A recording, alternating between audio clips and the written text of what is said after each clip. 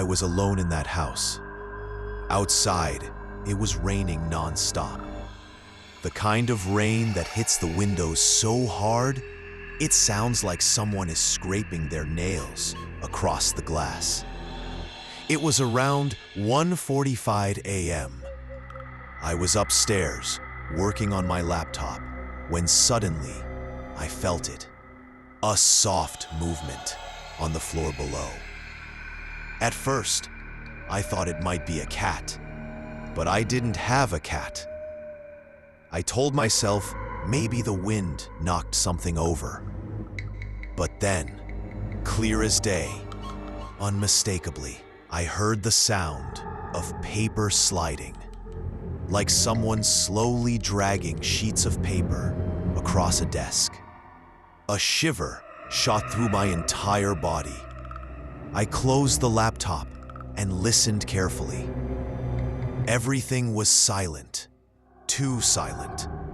So silent that even my own breathing started to sound wrong. I grabbed a flashlight and walked slowly toward the stairs. The whole lower floor was pitch black, and I didn't want to step into that suffocating darkness. I aimed a flashlight downward, and right then, I heard something running. Slow, heavy, like a barefoot person walking across wooden floors. I froze on the spot.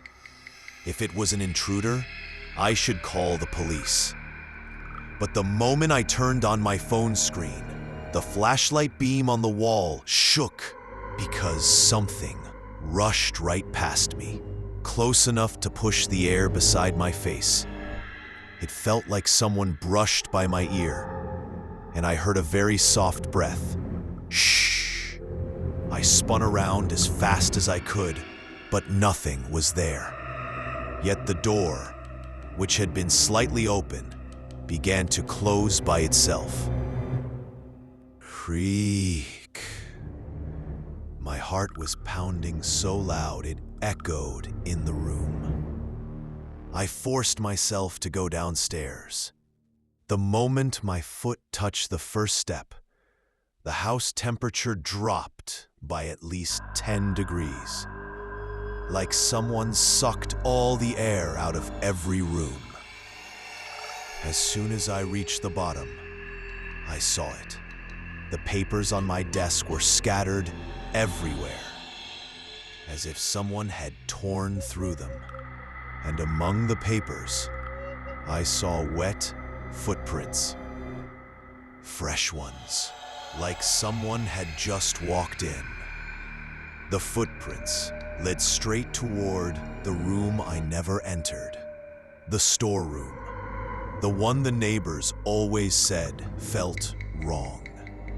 I pointed the flashlight at the door.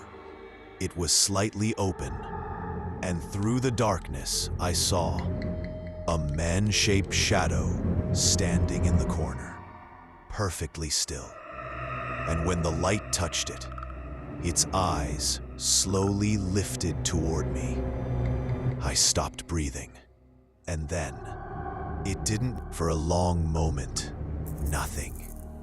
Then a voice, low and torn, barely audible, came from inside. You woke me. My entire body tensed. I wanted to run, but my legs felt frozen. The flashlight flickered as if it were struggling to survive. And suddenly, the temperature plummeted even further. The air felt like ice against my skin. My breath turned to mist before my eyes. I stepped closer, every step hesitant, every floorboard groaning under my weight. The papers on the desk had been scattered even more. Some were ripped, and the wet footprints continued toward the storeroom. I aimed the flashlight at the door. It was slightly ajar, and I could see a shadow in the corner, tall, hunched, perfectly still, Its eyes slowly lifted toward me. In the dim light, I held my breath, and then the storeroom door was now fully open, and the darkness inside seemed to spill out into the hallway. My flashlight barely penetrated it, as if the darkness itself was swallowing the beam. The floorboards beneath me creaked and thudded, as though something heavy was moving inside. My heart was hammering so hard, I could hear it in my ears.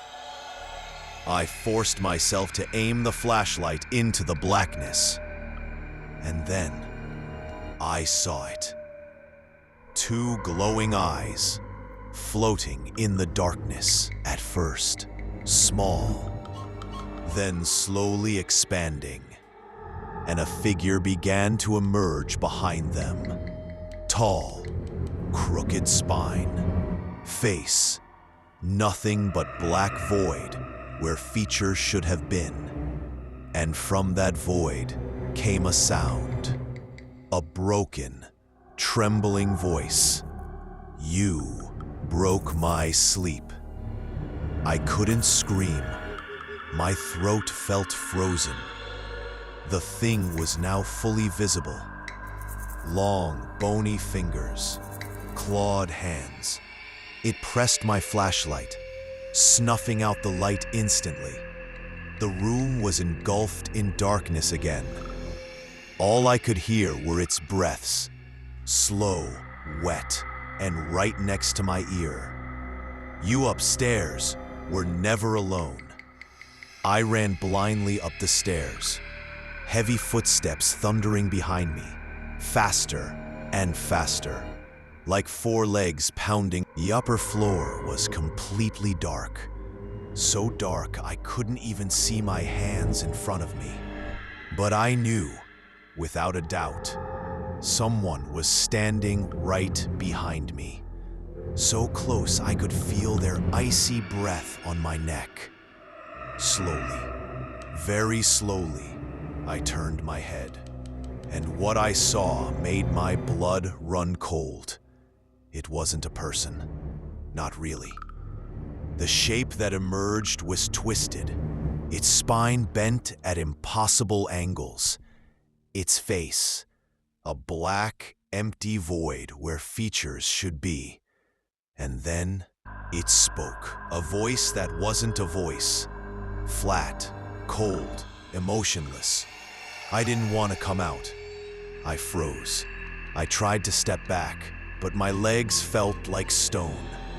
The lights in the house flickered on for a brief second, and what I saw froze me in place. Standing at the top of the stairs, near my bedroom, was another figure. It looked human, tall, straight, like me. Same clothes, same hair, same face. But its eyes were completely black. No whites, no pupils, just black voids staring into mine. It watched me, unblinking, and said, without moving its lips, "You came back to the wrong place." The first shadow, the one from the storeroom, slowly dissolved, merging into this other figure, as if it had been inside me all along. And that's when I realized. When I heard the sounds downstairs, saw the paper move, and felt the breath by my ear. It had never been outside. It had been inside me, waiting. And now